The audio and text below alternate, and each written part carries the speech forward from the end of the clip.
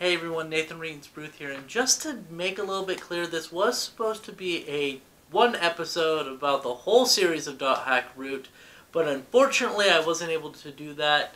I didn't have enough time to watch the entire anime and write the review before my trip that's coming up this weekend. So this Friday, obviously what you're watching will be up on November 3rd. Part 1 and Part 2 will be up November 17th in 2 weeks' time, so stay tuned for that. Now let's get on with the review.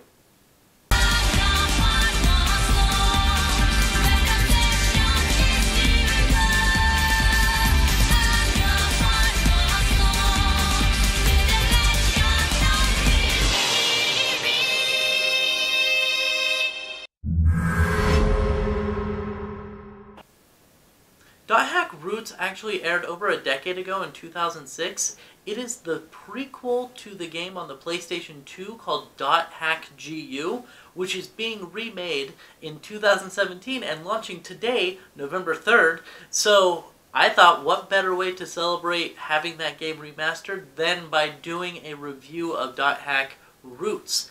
Obviously there are going to be spoilers, so this is your spoiler alert. And let's go and talk about some of the characters. Firstly, we have Squall, Haseo.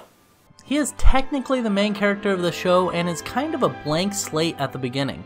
Haseo is a new player and thus does not know much about the game.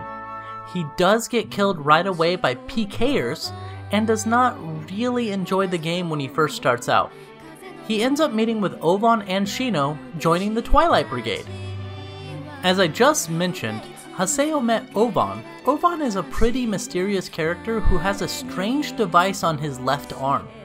He is the leader of the Twilight Brigade, but he doesn't actually show up around town or out in the fields very often. Mainly, he searches for information regarding the treasure that the Twilight Brigade is searching for. I've already mentioned Shino as well. She's the de facto leader of the Twilight Brigade when Ovan is taking a leave of absence. She is the one that everyone goes to when they need direction to search for the treasure. We have two more guild members to chat about. One is named Sakisaka. He is pretty hard-headed and doesn't believe that the treasure the Twilight Brigade is looking for even exists, but he stays with the guild anyway.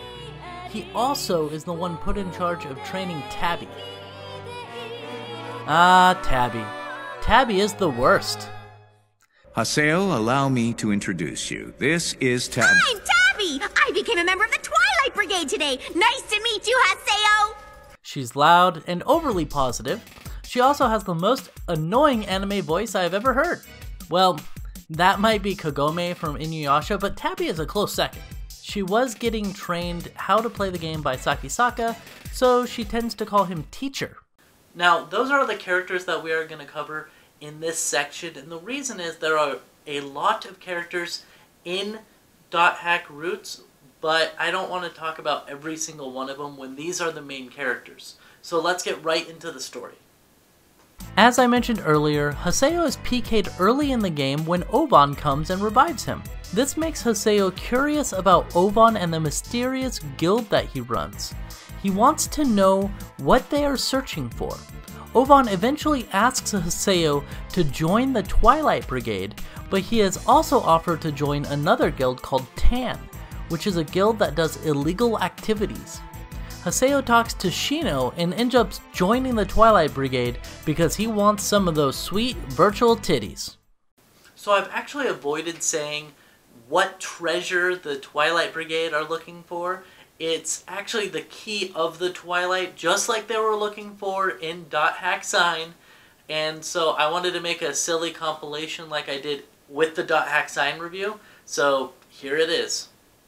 Key of the Twilight. Key of the Twilight. The key of the Twilight. The key of the Twilight. The key of the Twilight. The key of the Twilight is... Key of the Twilight? The key of the Twilight. Key of the Twilight. Key of the Twilight. Key of the Twilight. Key of the Twilight. Eventually, while Sakisaka and Tabby are exploring a dungeon, a glitch happens, where little beams of light are falling from the ceiling and mess up Tabby's paw, causing the weapon to not be able to be removed. I was actually wondering if this was going to be like .hack Sign, where people are thrown into a coma, but No, Haseo comes and saves the day, displaying a new power that he really shouldn't have. It does correct the glitch, and they end up escaping.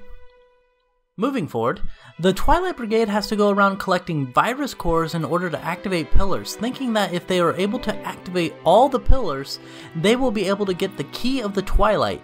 This ultimately ends up being a trap set by Tan, who ambushes them, capturing Ovan so that they can look through his character data. Sadly, after Ovan is captured, Sakisaka believes that Ovan did find the key of the Twilight and is keeping it for himself, so Sakisaka leaves the guild, eventually leaving the game entirely. This upsets Tabby because her teacher is gone and now she feels lonely. I would feel really bad for Tabby feeling sad, but Tabby really is the worst. Hey, come on! Shino ends up going to the Lost Grounds, actually the same Lost Grounds that Tsukasa would visit in .hack Sign. She is eventually attacked by Kite? I don't know, it is all mysterious, but basically somebody who looks like Kite attacks Shino, her virtual body disappearing even though Haseo tries to heal her. In the last scene of episode 13, Shino is put into a coma, just like the people from .hack Sign. So we don't actually see Kite attack Shino, and I have read up, knowing the future episodes of what happens. I haven't actually watched them, but I have read them, and there's a few things that happened. This is what's called Azure Kite, and people also refer to him as Tri-Edge in the anime for a little while. And I won't get into any spoilers about the next 13 episodes, but it is Azure Kite, and that's the one who presumably attacked Shino in the Lost Grounds. And I do want to have to complain just a little bit about this because, okay, so Shino goes into a coma. That's obvious. That's exactly what happened to Tsukasa in .hack Sign. Not to mention all the other characters who were hurt by Scathe in .hack Sign. You would think that if there was a video game that was knowingly causing people comas, there would at least be a Fox News segment talking about how we need to ban video games because they put people into comas. But no, we get none of those in the world. What we get is we get more video games because that's a brilliant idea. Anyway, on that note, I do really love the .hack anime. I love .hack Sign. I really love .hack Roots and how it directly ties into .hack GU. That makes me great. I love when they have tie-ins of different medias.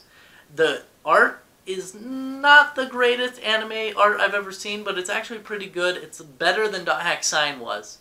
And the music, again, is top-notch. I love the .hack music. It's great. So I look forward to doing part 2. I hope you guys look forward to watching part 2. And I will be back in 2 weeks with .hack Roots Part 2 review. Goodbye.